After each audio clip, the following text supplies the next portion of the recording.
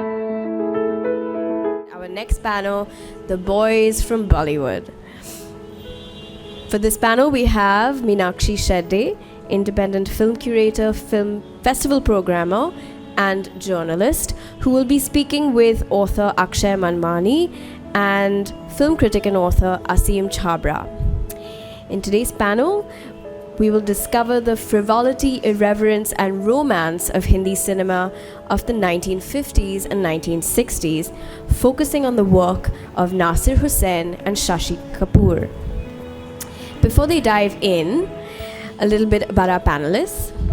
Akshay Manmani is a freelance writer and has written on Indian cinema and popular culture for a variety of publications. He is also senior editor for NBA.com. In 2014, Akshay won the Red Ink Award for Best Lifestyle and Entertainment Story given by the Press Club, Mumbai. He is the author of Music, Masti, Modernity, the Cinema of Nasir Hussain. Next, we have Aseem Chhabra. He is a freelance writer based in New York City. Aseem has been published in a variety of local and international publications. He has been a commentator on Indian popular culture on international TV and radio. He is also the festival director of the New York Indian Film Festival and the Silk Screen Asian American Film Festival. He is the author of Shashi Kapoor, The Householder, The Star. Finally, moderating the session, we have Meenakshi Shetty, who is currently India South Asia consultant to the Berlin International Film Festival. She has diverse experience as an independent film curator, film festival consultant, film critic, journalist, and script advisor. She has been India-Asia curator and consultant to a number of international and national film festivals. Winner of India's National Award for Best Film Critic, Meenakshi has been on the jury of 20 international film festivals, including Cannes, Berlin, and Venice. Welcome to our wonderful panelists, and looking forward to your discussion. Akshay Manmani and Aseem Chhabra, please hold up your books. Everyone can see the lovely books. And if you haven't pounced on them already, please feel free to pounce on them right after. So I guess I don't need to really introduce you again. So this evening, we're actually going to discuss extremely kind of contrasting cinema in a way, because Akshay Manmani's book, Music, Masti, Modernity on the Cinema of Nasir Hussain, is really more to do with rom-coms, musical, lots of fun, very rooted in Bollywood, hardcore Bollywood, good, clean fun. And Aseem Chhabra's book, Shashi Kapoor, The Householder, The Star, is to do with Shashi Kapoor, who had very much a strong foothold in Bollywood, including iconic films like Diwar and Trishul. And yet, on the other hand, he had extremely sophisticated work in the West with Merchant Ivory and a whole lot of other filmmakers, including Heat and Dust and Householder and so on. So it's also very contrasting to also how these writers' careers have been shaped. I'd like to start by asking Akshay Manmani, what was it that started this book? Or would you like to set the tone with a clip on Nasir Hussain's work? Just to let the audience get a refresher. Just to have some fun, to start off with fun, a little opening montage on Nasir Hussain's films.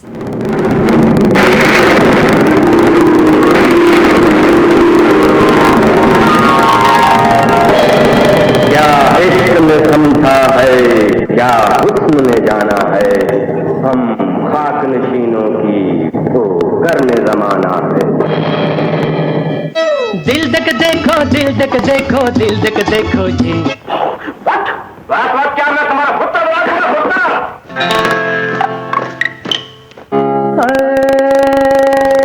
लाखों है निगाह में जिंदगी की राह में सनम हसीन जवान।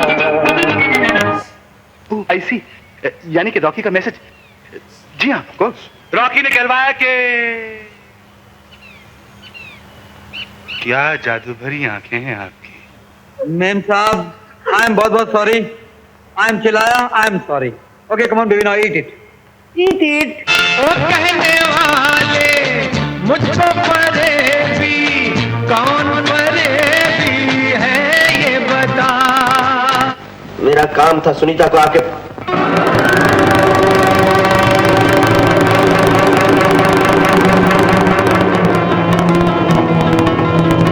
मेरा नाम प्यारेलाल है। वैसे अगर आपको प्यारे कहना अच्छा ना लगता हो तो आप मुझे मेरे अंग्रेजी नाम से पुकार सकती हैं।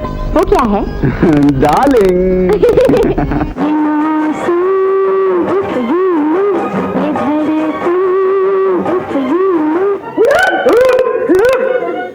मैं तेरा सर फोड़ दूंगी। मैं तेरा भूता बना दूंगा, भूता, पकड़ा, पगली। और कहीं चोट लगी? नहीं, डेटॉल वाली कोई चोट नहीं। लीजिए देवी जी, दर्द सर के लिए हांगकांग के मशहूर डॉक्टर किंग कॉन्ग की वो गोली है जिसे आदमी खाता ही बिल्कुल पिंग पोंग बन जाता। खा के देखिए।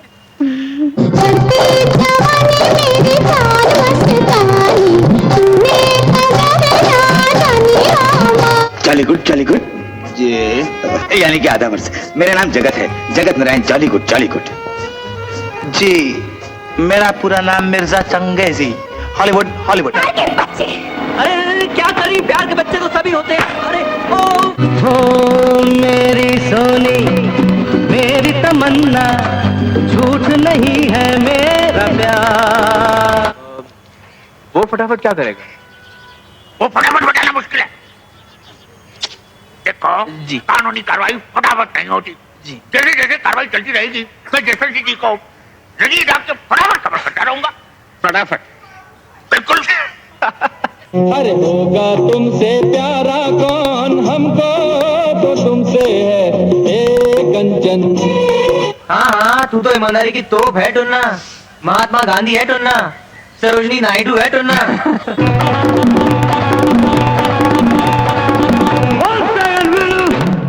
Sen has shaped Bollywood for over 40 years. Starting off as a writer, he made his debut with Tumsa Nahi Dekha, and his films include Teesri Manzil, Yadon Ki Barat, Hum Kisi Se Kam Nahi, Kayamat Se Kayamat, and Jo Jeeta Wahi Sikandar. Would you? So Akshay makes this really interesting proposition in the film that one of the reasons that Nasir Hussain's work has been largely overlooked till now is because of the idea that fun is a sin somehow. Would you like to tell us a little more about it? Yeah, in fact, Aseem and me were just having this short conversation on a more contemporary Indian film. But, the problem is that, this comes back from this old Gandhian guilt of notion of guilt that, anything, there was that whole period in the, in the lead up to independence where cinema was looked down upon. It didn't lead, it wasn't contributing to the nation building enterprise in the year, so anything that was fun was not meant to be analyzed or spoken of, in an academic or intelligent, serious way. And that kind of carried on to the, our forefathers and, ancestors, they went to the cinema halls, they enjoyed these films, but no one sat and analyzed Nasir Hussain's work or, some of the other mainstream commercial filmmakers. I'm thinking of people like Pramod Chakravarti, even a Raj Khosla for that matter. These films have not been spoken of or discussed intelligently.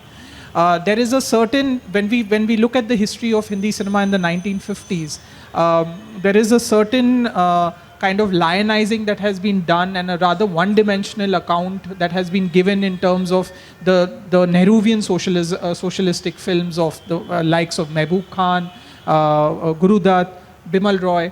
But no one who comes out of the Filmistan school, and Filmistan was essentially a production house which was churning out these very successful commercial entertainers, and in fact sets the mainframe for the 1960s cinema.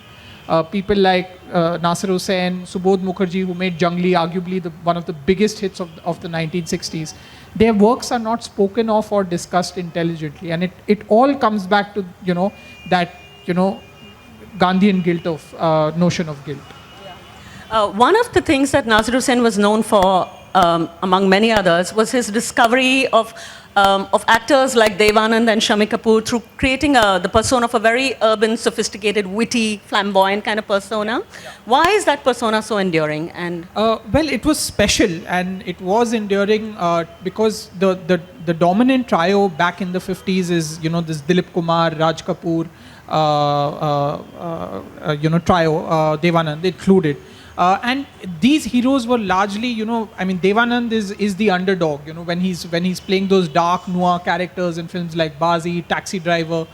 he's the underdog. So, the circumstances, he's always fighting against the circumstances. Raj Kapoor is, critiquing the nation state. Dilip Kumar is perpetually, he was known as the tragedy king. So here Nasir Hussain presented Devanand first as a dialogue writer and screenplay writer in films like Muneem Ji and Paying Guest, where you suddenly saw this, confident trickster kind of personality, someone who was rakish, didn't care a damn about, breaking established rules. He was not the quintessential gentleman.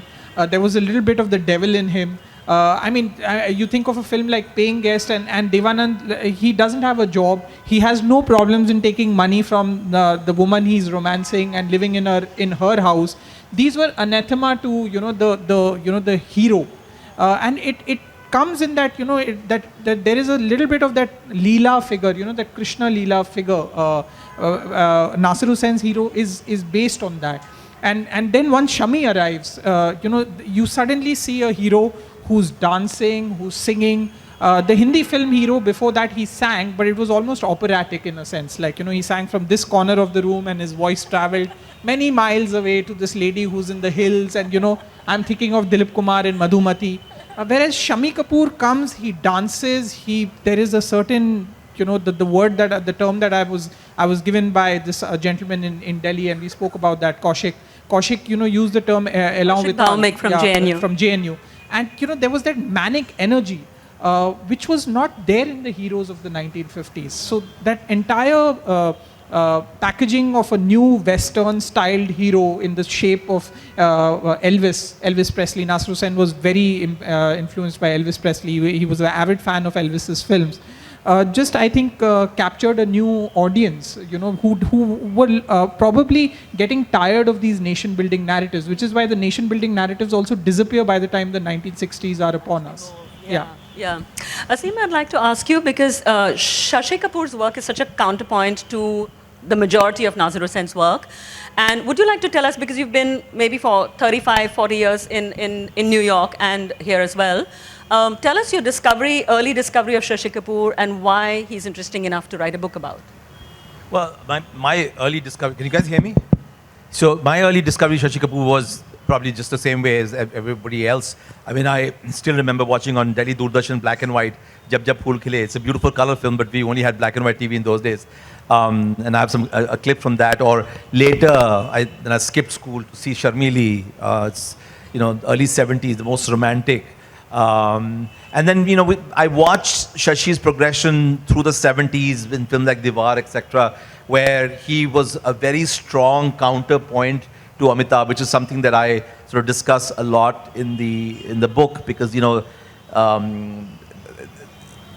years ago when I was working on the book, when I mentioned to people that I'm writing a book on Shashi Kapoor, several people would say, oh, but, Amitabh was so much better than Diwar. And I'm like, you guys have to understand that huge dialogue that Amitabh has, mere paas bangla hai, ye hai, bank balance and all, that is impactful only because Shashi also had a very impactful 4-line mere paas maa hai. It was very cleverly staged, very cleverly written by Salim Javed. And so Shashi, I loved his progression in work. But when I went to New York in 1981 as a student and sort of kind of never came back, although I'm here all the time. And I remember in the early 80s, the Museum of Modern Art had a retrospective up to that point. 83, Heat and Dust opened. And that was one of the major merchant ivory films which was in competition at the Cannes Film Festival also. And so around the same time, Museum of Modern Art had a retrospective of all of the merchant ivory films, and I used to have a student membership MoMA, so I could see all these films. And it was such an eye-opener, because I had heard of films like Shakespeare Wala and Householder, but I had not had the opportunity to see them. I think they would occasionally be shown on Doordarshan. I don't remember if they were released in theaters in New York, in Delhi, and my parents probably wouldn't let me go.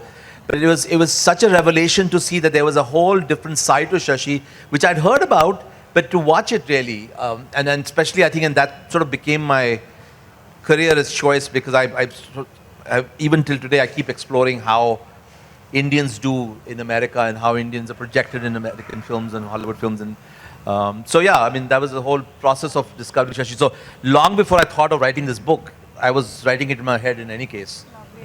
But this, the Merchant Ivory collaboration, which is such an enduring one and also so much a part of Indian cinema as Western, there's this utterly adorable song, the Typewriter song. Can we play that? Because it's from Bombay Talkies, part of the films he referred to. Can we play the Typewriter song, please? So that was actually Ismail Merchant and James Ivory's way of showing how the Hindi film industry, that was their exploration in Hindi film. Get the job done. Marvelous.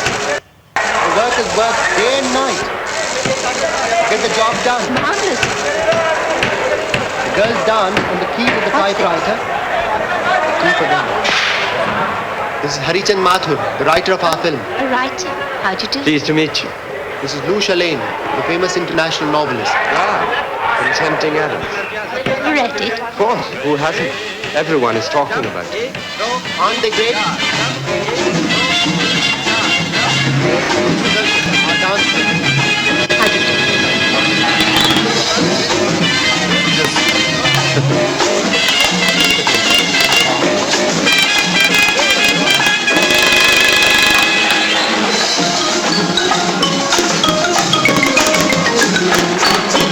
प्यार की अर्ज़ लड़के सामने हैं camera की shoot dance करते हैं camera पीछे जाता है और पीछे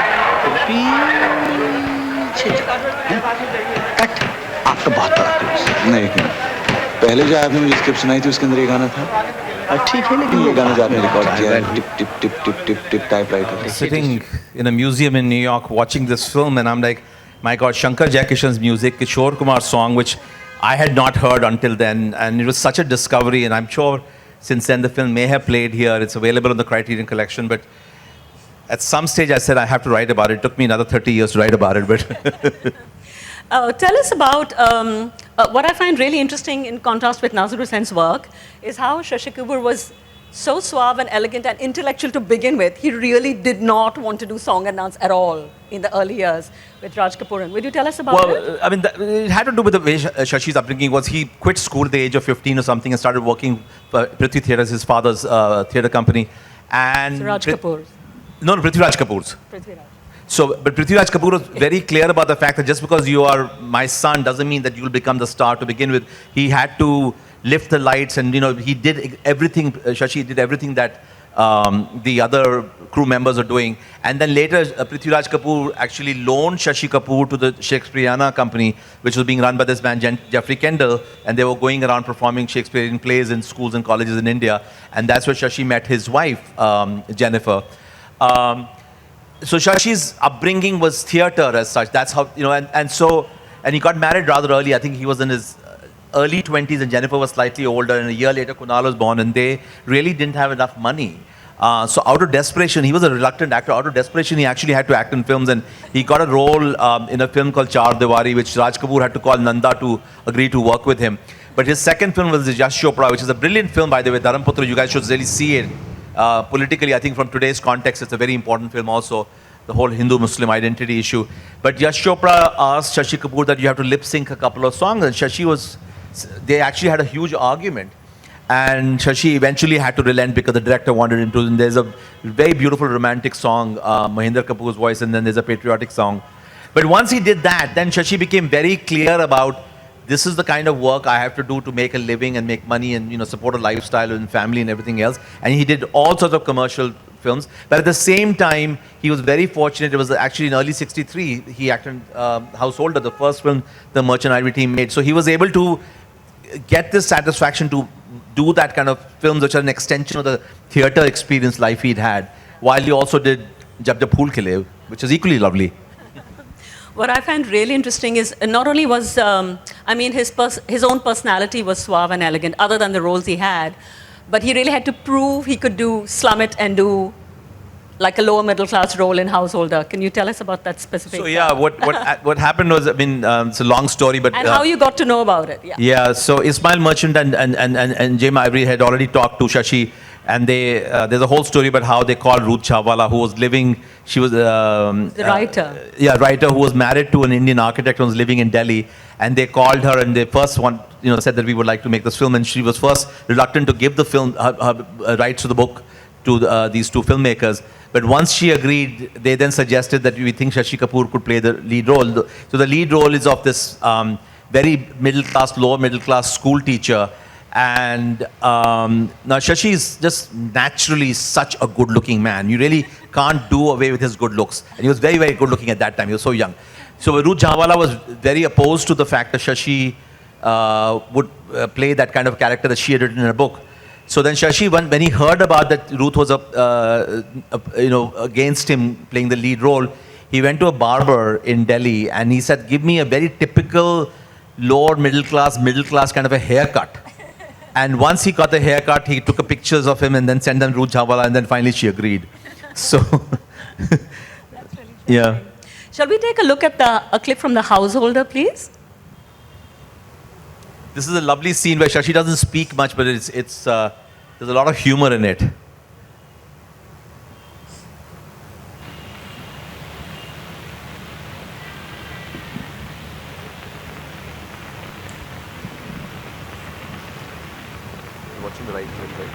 Good morning, gentlemen. Very good morning. Sit down. Today, I have a very pleasant duty to perform. To invite you to a tea party. Excellent. Tea party. Very good. Sunday at 4 o'clock in the evening. 4 p.m. Top. Oh, yes. Of course, the ladies are invited too. I shall certainly convey this good news to Mrs. Chadda as speedily as possible. She will be delighted. He means we must bring our wives. But my wife may feel very shy to come. It will be very difficult for her to make conversation. Ladies are usually shy. An hour's relaxation, now and again, braces the muscles of the mind.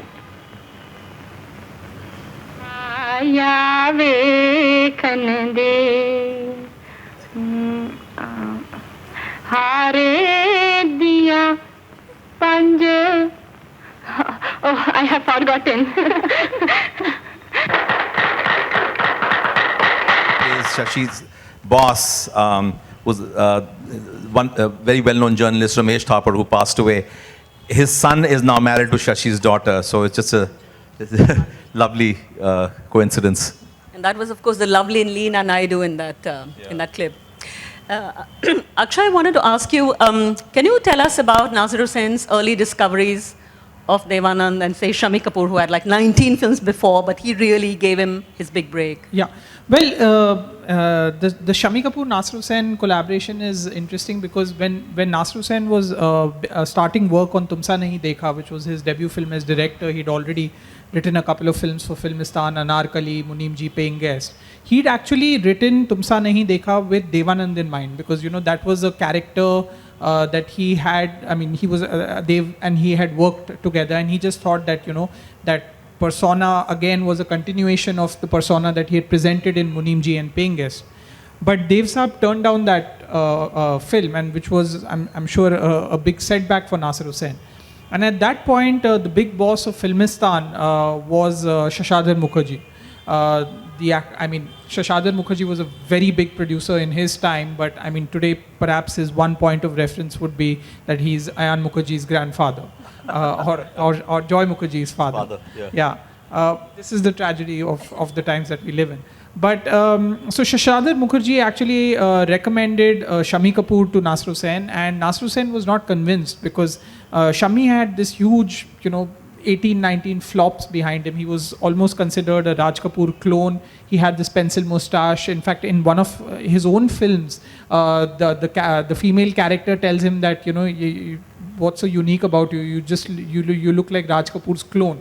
So it was almost like a, self-deprecatory kind of, dialogue which had been put there. And his career was literally going nowhere. And but the thing with Nasir Hussain was that he wasn't willing to stake that, that opportunity of being given a break as a director. So here he presented Shami Kapoor as this, like I said, outgoing, flamboyant, Elvis-styled hero, first in Tumsa Nahi Dekha and then Dil De Ke Dekho. And Dil De Ke Dekho is very interesting because it's what people need to realize about Hindi film heroes of the 1950s is that whenever they played musical characters, the musical characters were rooted in Indian tradition. What I mean by that is that if let's say it was Guru Dutt in Pyasa, where he is this poet figure and which gives him the natural license to break into song. It's Urdu poetry, right? So it's very much a part of our culture. Or you have Baiju Bawra, or you have Ghazal, or you have Tansen. So there were these period figures or Ghazal singers, or someone singing this kind of devotional character, all rooted in a certain kind of Indian tradition.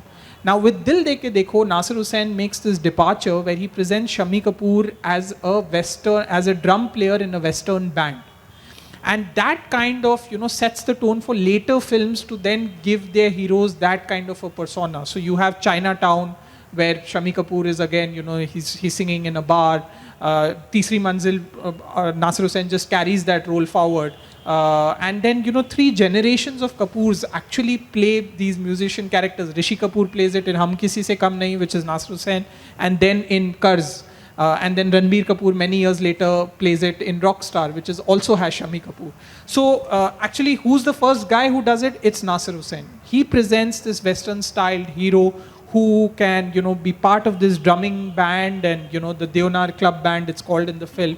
So there was always that heavy Western influence. In fact, if you go back and revisit the films of the 50s and 60s, there's always this kind of overt ideological brainwashing that is happening, where directors are telling us that, Western influences are not necessarily good. I mean, even as someone as celebrated as Mehboob Khan, in his 1962 film Son of India, there is this scene where the leading character, the female character's father is telling her, she indulges in some small tap dance routine where, trying to tell her dad that, this is what I've learned. And he just has such a condescending look, and he immediately pulls her up, saying that, this is not done, this goes against our value system and ethos. And Nasir Hussain's films were absolutely passing no moral judgment. You could go out, have a good time at the club. Asha Parekh goes out and dances in a pair of, black leggings and, this kind of sleeveless pink blouse in Aja Aja and Teesri Manzil. There is no moral decline in her character. So, that, one of the things that I've written about Nasir Hussain is that he freed his heroines from these kind of, his women were not those abla naris. They didn't sit and, cry and, they weren't concerned, they weren't tied down to the household. So very interesting, but because he doesn't have this large, overt, moral sermonizing at the end of his films, unfortunately, he's not taken seriously. You also said something very interesting about how Nasir Hussain kept changing his heroes in several films, because music was the core of his work, and his collaboration with R.D. Burman actually gave it such a mainstay. This is an extraordinary thing to say, that not that it can't do without a hero, but absolutely. Just to give people a context, we'll just play that montage. The musical montage of Nasir Hussain. Yeah. Just to give you an idea, most of these songs are composed by R.D. Burman. A few of them are by O.P. Nayyar and the other composers that Nasir Hussain wrote.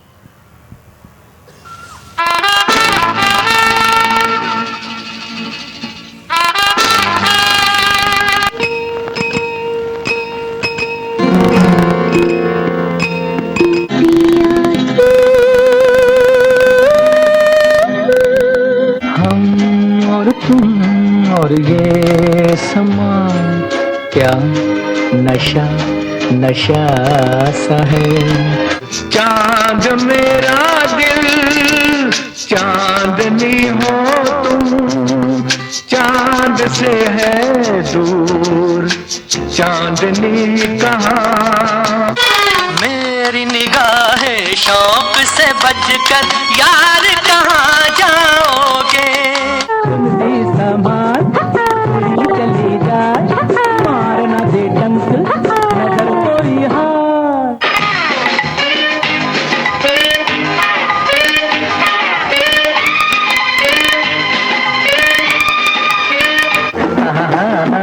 जब प्यार किसी से होता है तो दर्द सा दिल में होता है। So, I mean, if you just those are probably some of the best Hindi film songs of the 50s, 60s, 70s, and Nasir Hussain had this uncanny knack where the soundtrack of his film, right from 57 to 81, I mean, all of them have exceptional songs, and he's probably one of a handful of directors who had that kind of success rate with his composers. And so the point that I was trying to make in the book is that Nasir Hussain, if you look at his entire body of work, he doesn't work with any film hero for more than 2 films. He did 2 films with Shami Kapoor. Tisri Manzil was, at the end of the day, it was directed by Vijay Anand. He does 1 film precisely with Devanand, with Joy Mukherjee, with Shashi Kapoor, with Jitendra, with Dharmendra. He's not, Manmohan Desai and Bachchan, or even Shami Kapoor and Shakti Samant, who had about 6 films together. So the question that kept coming to my mind was then, then what do we base, who is his one technician that, or personality on whom he's like, having this. And the only answer that could come to me was R.D. Burman, because they did 9 films together beginning from Tisri Manzil. And that's why Tisri Manzil is such an important film, because that manic energy of Shami Kapoor's, which Shami represents, the physicality, the elan vital, as Kaushik told me, it passes on to R.D. Burman in that film. The R.D. Burman is the man who's carrying, the baton passes on to Shami. And that's, I think Hussain had this kind of uncanny understanding that, R.D. is going to represent or epitomize youth culture, which is what happens in 71. He does Hare Rama, Hare Krishna. All the songs, I mean, there are so many films of R.D. Burman's that we don't necessarily remember the films, but we remember the music. And so I think Hussain understood this very early on. And so the other point that I made in the book is that if we look at the people who debut around the time that Nasir Hussain debuted in Hindi cinema as a director, in 57 itself you had Vijay Anand who made Nau Do Gyara, you had Rishikesh Mukherjee who made Musafir, you had Yash Chopra in 59 who made Dhool Ka Phool, you had Raj Khosla a few years before, around 54-55 made his debut, there was Pramod Chakravarti. All these guys in the 70s, we remember the 70s as a decade of Bachchan, Salim Javed, the angry young man. And all these people turned to Bachchan either to give him his finest films or to ride the Bachchan wave so as to, save their own sagging careers. The one man who doesn't turn to Bachchan is Nasir Hussain. And look at the 3 films that he makes. He makes in 71, he makes Karwa, which is a huge hit. It refashions the road film in Hindi cinema. In 73, he makes Yadon Ki Barat, which celebrates 100 weeks in faraway Chennai at Star Talkies in Chennai. And in 77, he makes Hum Kisi Se Kam Nahi, one of the big, multi-starrers, musical extravaganzas of its time. And right through this decade where, Bachchan is, appeared, he's the one producer-director who doesn't need Bachchan. And the reason his films are doing well is because R.D. Burman is his main man. And if I could just end with a short anecdote, I was told this by one of Pancham's assistant musicians, that there was this, at one of their musical settings, there was this Pakistani diplomat who came to meet Nasir Hussain, and he said that, your films are so well loved in Pakistan, why don't you make a film for our audiences, and we'll give you all the kind of support and cooperation that you need. But please, you have to make one film for our audience especially. So Nasir Hussain said, I can't do that. I'm sorry, I can't do that. He said, no, we'll give you all the help that you require. All permissions, regulations will be sorted out before time. So Nasir Hussain said, look, all that is fine. But I mean, where will I get R.D. Burman in Pakistan? That's lovely. I find it very interesting what you, the idea that music can actually liberate you from a hero in Bollywood is beyond radical. It's extraordinary, actually. Yeah. No, and I think that's what we see today in the films of a lot of the filmmakers. I mean, people like Karan Johar and all, music is a big part of their films. So that legacy continues. Nasir Hussain is probably one of the original pioneers who understood that, I don't really need to depend on the star system. Absolutely. For me, the music is what I'm good at. And just another short point, from Tisri Manzil onwards, again, you will start seeing that music is organically woven into his script. So Teesri Manzil is based on this musician protagonist who's at the base center of this murder mystery. Then you have Pyar Ka Mausam, where the reunion between the son and the grandparents and the parents happens via song. The same thing plays out in Yaadon Ki Baaraat and Hum Kisi Se Kam Nahi, where reunion happens through song. And then Karwa is entirely about these itinerant banjaras, and music is a huge part of that road film, because in Hindi cinema actually, when the hero-heroine sets out on a journey, music helps them cover that journey from place A to place B. So again, wonderful understanding of how to weave music organically into the narrative rather than episodic. So Shashi Kapoor, for all his utter reluctance to do masala song and dance, he did manage to pull it off quite a well. No, he did. In fact, Akshay mentioned Pyar Ka Mausam, and my one regret when I had put together these clips and I had made this presentation in New York also was that the Nisultana Ray song is just unbelievably beautiful, sexy, whatever. But the only thing, it's ridiculous. Shashi has his guitar in his hand and he's sort of like tossing it around. Doesn't know what to do with the guitar. He's been given a guitar, but the song just plays it beautifully. But we had 2 early clips that can we show those? So Shashi. So I talked earlier about how he was a sort of a reluctant. He didn't want to sing. But by the time he starts, Jab Jab Phool Khile was his first big hit. At the same year, Waqt is also made, which was practically the first big multi-starrer. But in Jab Jab Phool Khile, the clip I have is actually Shashi's not singing, Nanda's singing, but Shashi is absolutely so adorable in the brief moment when he senses that maybe Nanda is expressing her love to him.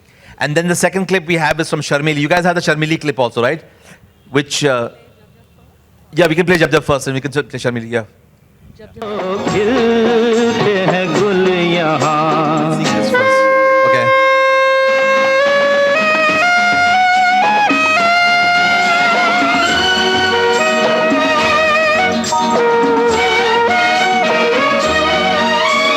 प्यासा है दिल सनम प्यासी ये रात है होठों में दबी दबी कोई मीठी बात है प्यासा है दिल सनम प्यासी ये रात है होठों में दबी दबी कोई मीठी बात है. But honestly, it is there. Should we play it? Can we go over like 1 hour, Asad? Sure, okay. Yeah. Absorb the whole, the sense of what the cinema requires. And even when he's not singing, his whole persona through his looks, he's just amazing. Shashi was adorable, really. I also wanted to touch on something that Akshay brought up earlier about working with Amitabh, not working with Amitabh.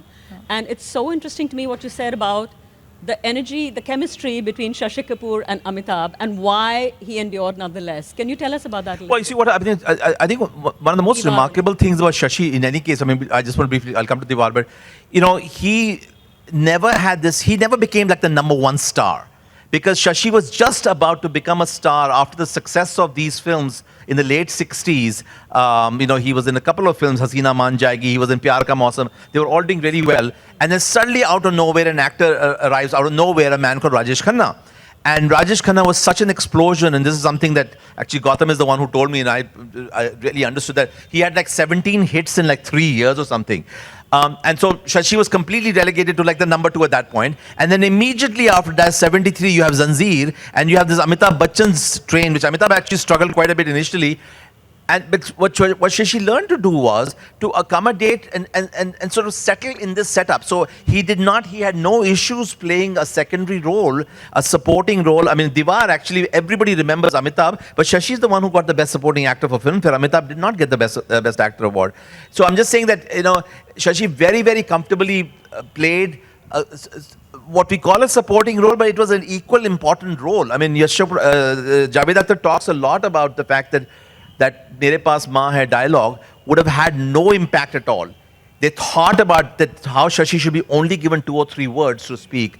And Shashi continued to do that through the films. I mean, you know, he was such a big star, even in the early 70s when Manoj Kumar made that awful film, Roti Kapda Aur Makan. I don't know if you guys have seen it. And that was one of Amitabh's early films. In fact, that's the first time Shashi and Amitabh were in a film together, although they have very few scenes together. Everybody's, you know, when the title credits come, and then he says, and above all, Shashi Kapoor, kind of a thing, you know. So everybody acknowledged that there was a Shashi Kapoor presence at all times, yeah. One common thread that links both of them, and I find it really fascinating, is both of you have written entire biographies, you know, extensively on the work of people you've never met. Yeah, yeah. So tell us what the challenges are and how you still went about it. I mean, you wrote yours many years after Nazir Hussain passed away. Well, actually, I think Asim's, I must make an honest confession over here that I was absolutely gutted when I saw this book. Because I was firmly, Shashi Kapoor is like, you know, he's told me this thing. Yeah, that, you know, if he'd not written this book, this would probably have been my next project, because I'm absolutely Shashi Kapoor's biggest fan. However, you can have a fighting bout outside. Yeah, later. I guess so.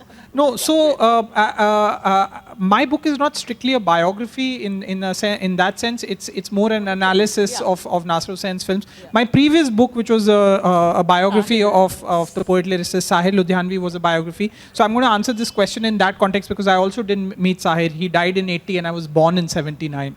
So, I would like to say that I think I've had a couple of offers also come my way now that these 2 books are out.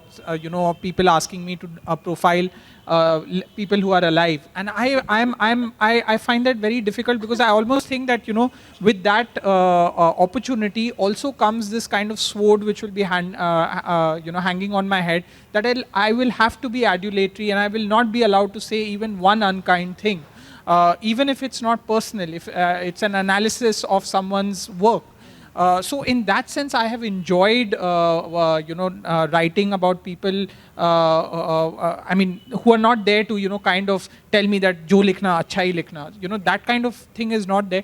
One of the good things that happened with the Nasir Hussain book is that the family was very supportive and cooperative. Sahir didn't have any family. So I was literally struggling in, looking in the dark with, you know, a kind of hope that, you know, I'll be able to piece together his early years. I still don't think I've provided the definitive account of his early years, because there are just too many different versions out there. In Nasir Hussain's case, that didn't happen, because there was family, there was some attempts made to record some of his history while he was alive, which was passed on to me.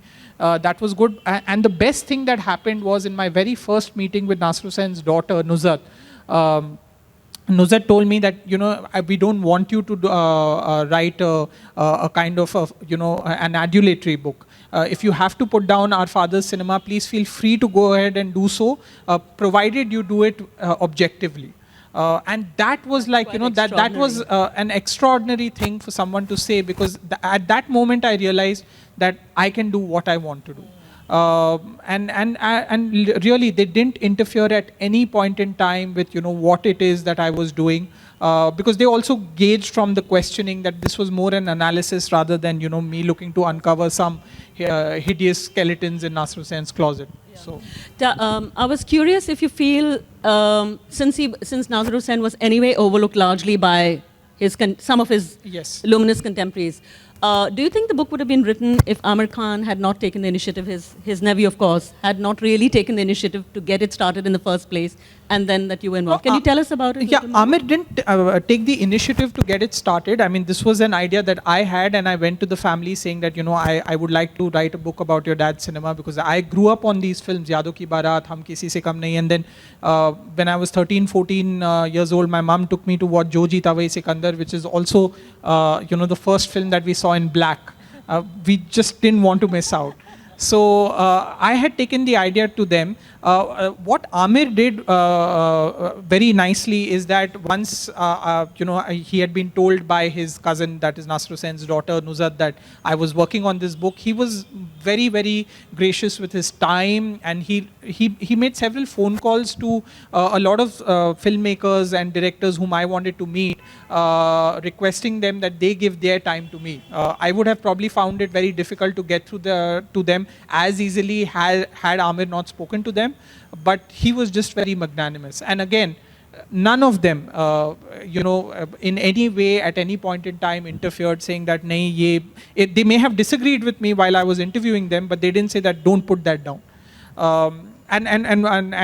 Coming back to the point that I mentioned to you a little earlier, was that actually it was Nasir Hussain in his last few years, for someone who'd been this extraordinarily successful commercial filmmaker, went into some kind of depression in the last few years before he passed on. And it was Amir who insisted that he took Nasreen Munni Kabir, the historian, to go and interview Nasir Hussain. Because the whole family was afraid that Nasir Hussain will pass on without much of his work being discussed or brought out in the public sphere.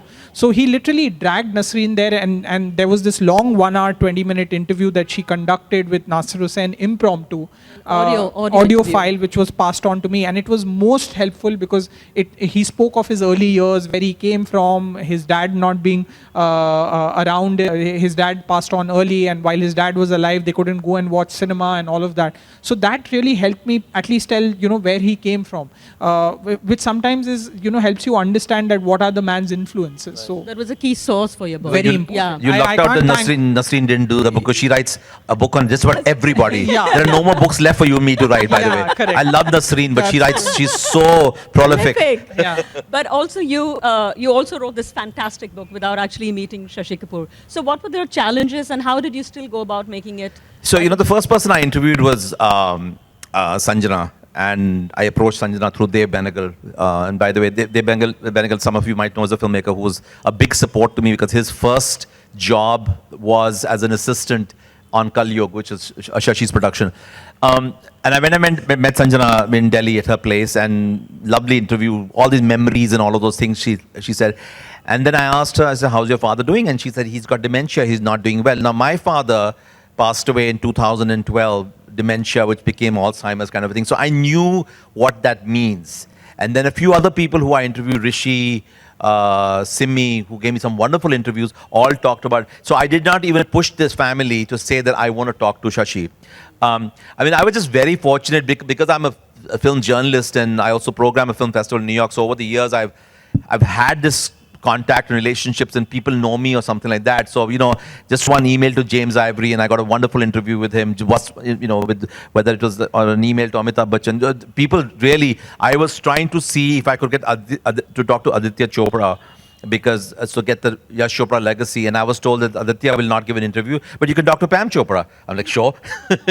And so what was really fantastic was Shashi was so well loved in the industry. People, Ramesh Talwar, all these other directors who worked with Shashi really sort of told me such wonderful stories, and the experience of working with him, how his struggles. Sham Benegal, Shabana told me all these things about how she learned some basic acting skills from Shashi, Bollywood acting skills.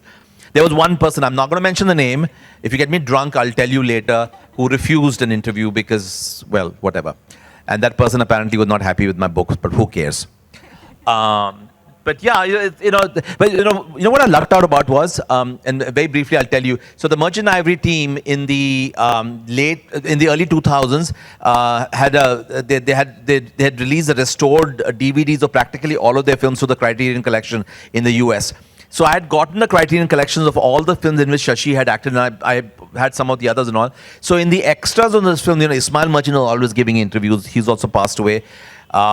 Jim Ivory is always giving interviews, but Shashi was also giving interviews. So the householder story about Shashi getting this haircut is from that interview. And I'm watching those interviews and I'm saying to myself, my God, Shashi is talking to me. It was through those interviews I discovered that Shashi was very reluctant to play in custody role, and Ismail Merchant had to go convince Shammi Kapoor and Shashi's kids and all of those people to go talk to him. So, while I couldn't get the direct, but I was able to find sources. It helps to be a journalist. But I remember having an earlier conversation with you. You were worried about the exact opposite of what he said. He's waiting for people to pop off, and you're panicking that people are popping off and you got to do something quickly. Tell us a little about the struggles of or the awkwardness of having to do that as wanting to be a good author? Well, it started with what happened was, so there was this wonderful film that Shashi acted in 1972 with Simi Grewal called Siddharth, Herman Hesse's novel.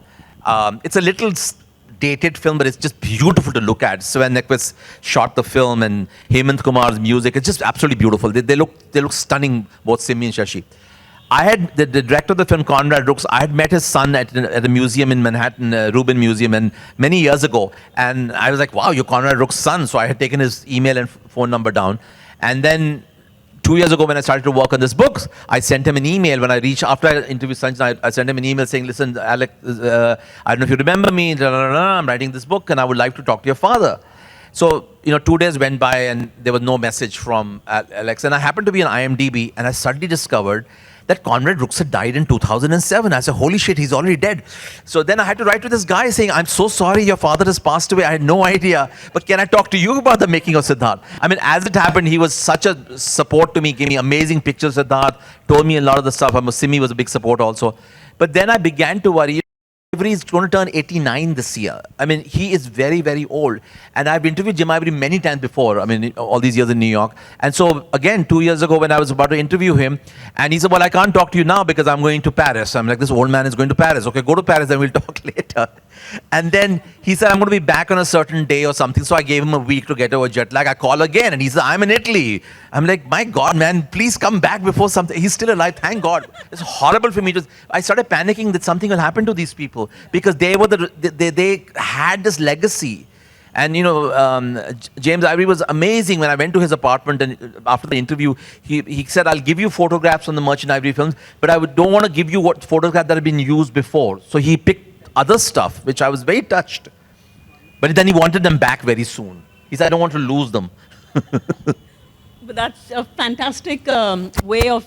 Did you have any thoughts on... Well, I had the same fear actually when I was doing Sahir.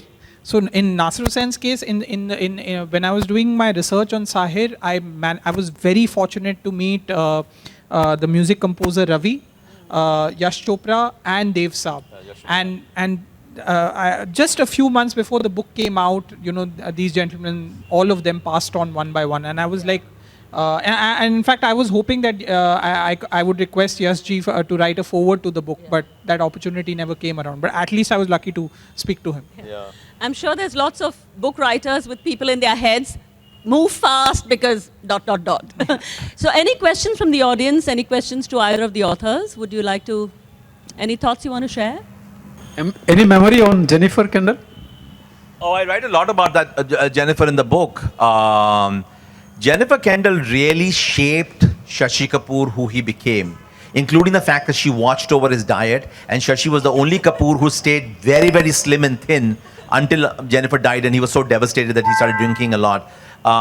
Jennifer really shaped not just Shashi, but shaped the children also, because they stayed here, Altamount Road. They stayed away from the Bollywood, the film industry crowd. There was no television in the house. She wanted the children to read books. She took her children in these best buses, while I'm sure I'm sure Rishi Kapoor was being chauffeured around or something. So. Sanjana very proudly says, I used to walk on the streets. My mother would take me to Crawford Market, and then we go to an Udupi restaurant and have dosas. I mean, it was wonderful how Jennifer tried to give a very normal life to the children. Shashi, no matter what time he came home at night, he would wake up in the morning and have breakfast with the children. He would not work on Sunday. All of the ethics and the values what Jennifer's doing. And so when she died, he was completely broken.